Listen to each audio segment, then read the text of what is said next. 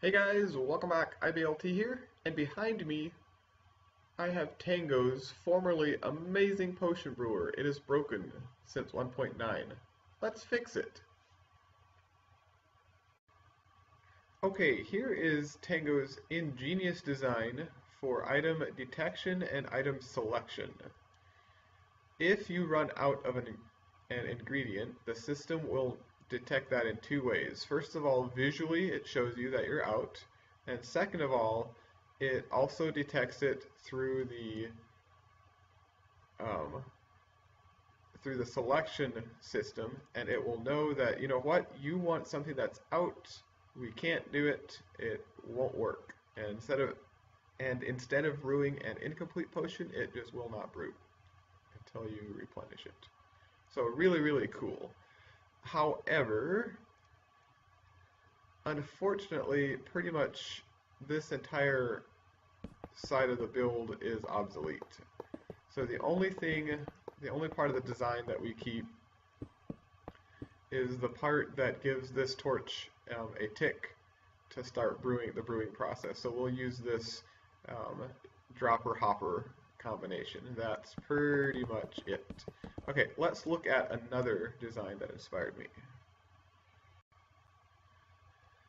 Alright, this is Crew's design, and I will have video links and descriptions for everything that I use in this video. If you want to go check them out yourself, you may.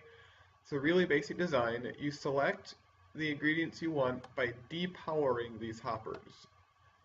And then when you hit this button here, it makes the torches underneath blink, so any hopper that's depowered will be powered again and send its items up and over into the brewing stand. So seeing this design, how something so simple works in 1.9, it really also inspired me to make an auto brewer. And then also, I really liked his description signs, and so I copied that idea in mine. Okay, so like Tango's design, um, what you do is you select the potion that you want, and this is expanded to have the new potions from Tango's original one. You select what you want, and this button starts it. If this lever is up, you get a single batch. If the lever is down and you press this button, it keeps brewing until you turn it off or until you run out of ingredients, whichever comes first. So really, really cool. Okay, next let me show you the redstone behind this. Here we have blaze powder input. And let me just take this out. And on mine, I have a chest to add it. I know Tango's design, his new design on Hermitcraft 4 does not have this, and I'm with him. One stack of blaze powder will give you basically all the potions that you ever need. But on mine, I did add this. If you run out, see, you're not even out, but anyway, once the hopper is empty, it knows that and depowers a piston. Once you add enough again, then it just shuts it. So I added this because, hey, if we're going to make it automatic, let's do it right. Let's make it completely stockable and replenishable. So that's what this is. That's for the blaze powder. The top hopper is for the ingredients, and the side hoppers are for the water bottles. And you can make this tower for as tall as you want. Here's the problem though. If you put water bottles in here, I'll put 3 in, instead of staying in the brewing stand, they get sucked out into here. And so what we have to do is power this hopper so that when we add water bottles, the water bottles will stay in the brewing stand and not flow through here. So now when ingredients come through here, these water bottles will be brewed into the potion. So now what happens is it all depends on this comparator here. So, oh, I need another word. Another word. There we go. So what happens is this comparator here starts the brains of the system. So when netherwort goes through and when glowstone goes through, it would actually be here, but anyway, this turns on and it tells the system, aha, there is a batch being brewed. this will then go into a hopper timer, and I'll just do an incomplete batch, but once, I'll wait. So the nether wort is almost done. And now the glowstone goes through. Now this depowers, and so the system knows, aha, we are within 1 ingredient brew of being finished with this batch. And so now the hopper timer starts cycling through, and then at the right time, you put in items to make the timer long enough to be 1 brew cycle worth. Now it knows to unpower this torch and the ingredients flow through, but here's the problem again. If you have it unpowered for too long, you have water bottles flowing through, so you have to power this, so it actually doesn't even do it right. So, yeah, brewing stand. There. So let me put these guys back. So when this is unpowered,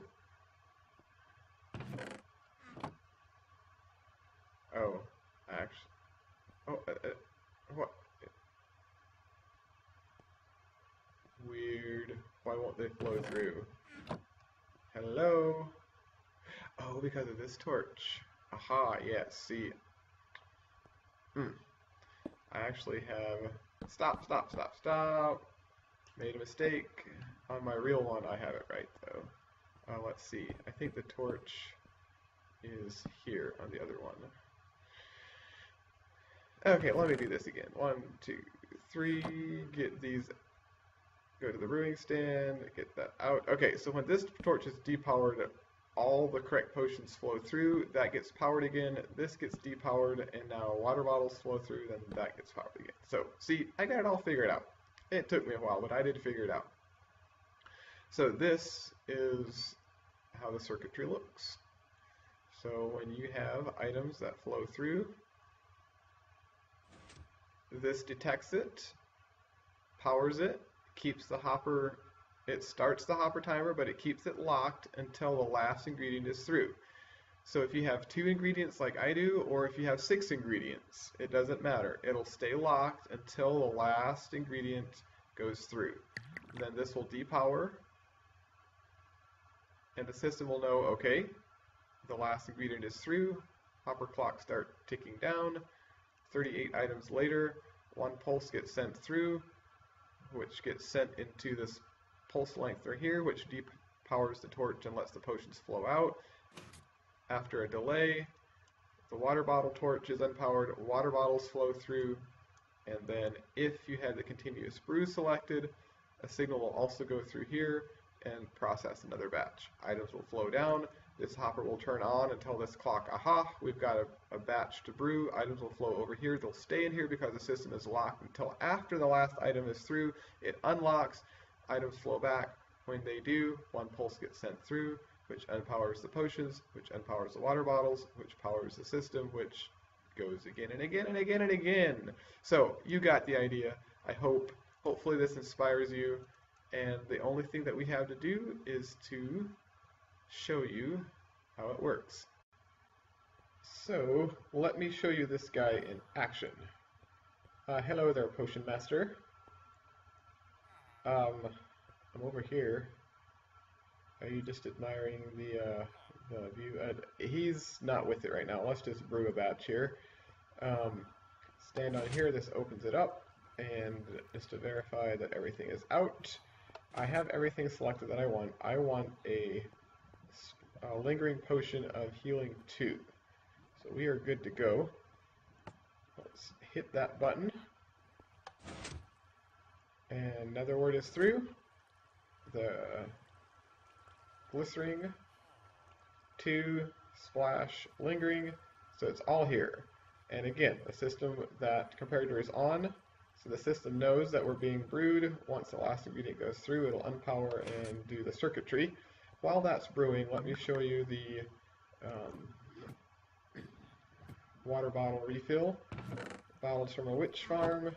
You just fill your inventory like that.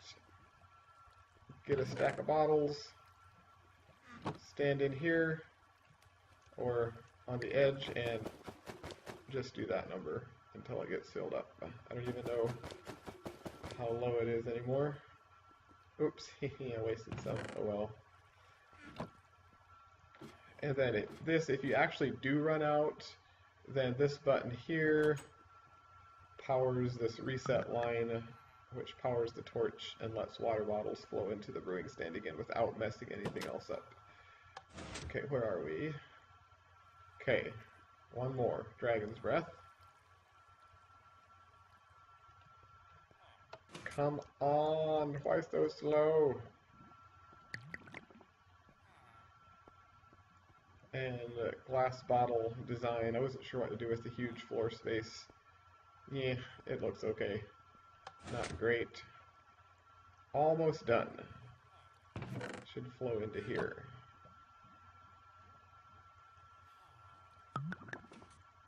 So they should flow into here. The glass bottle flows into there. There's a, I don't know if you can see it or not. Yes, you can. There's an item sorter underneath here, and then it gets pushed back into this dropper tower elevator and gets put back up top there into that chest that you just saw. So it recycles the used bottles. And it was on single batch, so it should be off. It is. Cool. Alright, let's go have some fun with a lingering potion. It's almost morning. Hopefully we can find a zombie up here yet. Hopefully. Or a skeleton. Preferably a zombie. There we go. Oh man. That's a, we should heal that guy. Yikes. And of course, none of them died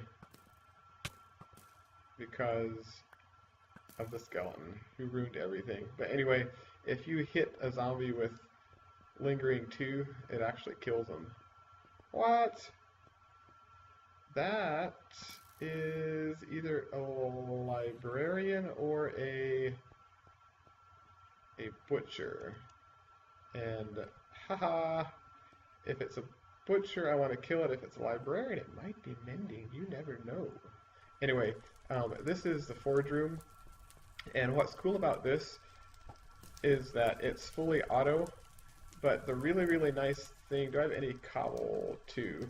The nice thing about it is that, ouch, go away, is that it is completely and fully auto. And it doesn't keep items stuck in it. Like the other builds, if you put in like a stack of iron, it'll process all of it except the last 8. The last 8 will stay in the hopper. Then if you put stone in, or cobble in to be smelted into stone, it'll actually let the first 8 iron, or the last 8 iron out instead of processing your stone. So if you would put a stack of iron in, and then come in and say, okay, I just need a couple repeaters, and you put in 8 stone, you would actually get 8 iron, not 8 stone. The 8 stone would stay in the hoppers, and it's really annoying, but I fixed it so that it doesn't do that. And if you're interested in knowing how to build it, let me know and I will show you. Okay, that guy is healed, which is always why you should have potions of weakness on hand. Or right there. And by the way, speaking of potions of weakness, you actually do not need netherwort for potions of weakness.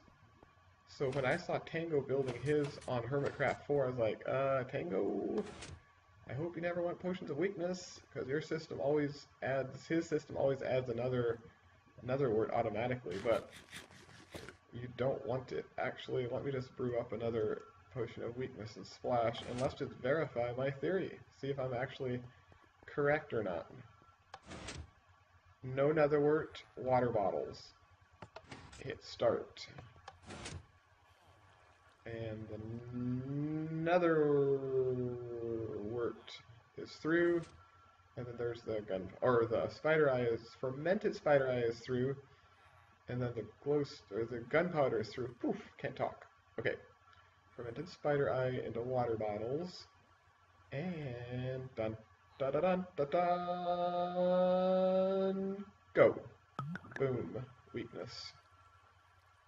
So that'll be a problem for Tango's design if you want to get a lot of weaknesses brewed. And then here's storage. all the different kinds: strength lingering, strength splash, strength 2, regular, or strength lengthened, and regular strength.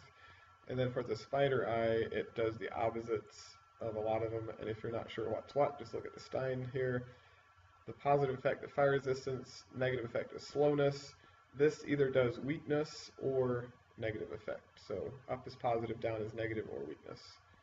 And let me see, I should have potions of weakness. There we go. One more thing I want to quickly show you before I got distracted by the zombie is this thing right here. If your anvil breaks, fear not. Hit that button, and you will not have another anvil. Why not? Are people breaking my stuff? Or is it just because I'm recording?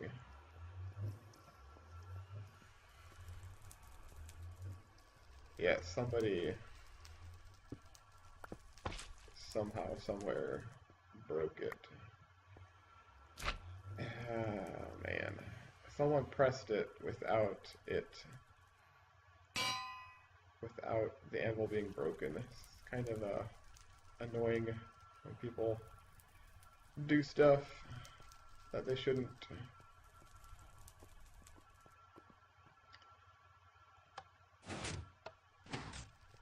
The sign says, note, press only if there is no longer an anvil in front of forge. There is no longer an anvil there, so let's press the button. And now we have an anvil. Ta-da! Okay, this video is too long. I'm out. Have a good day.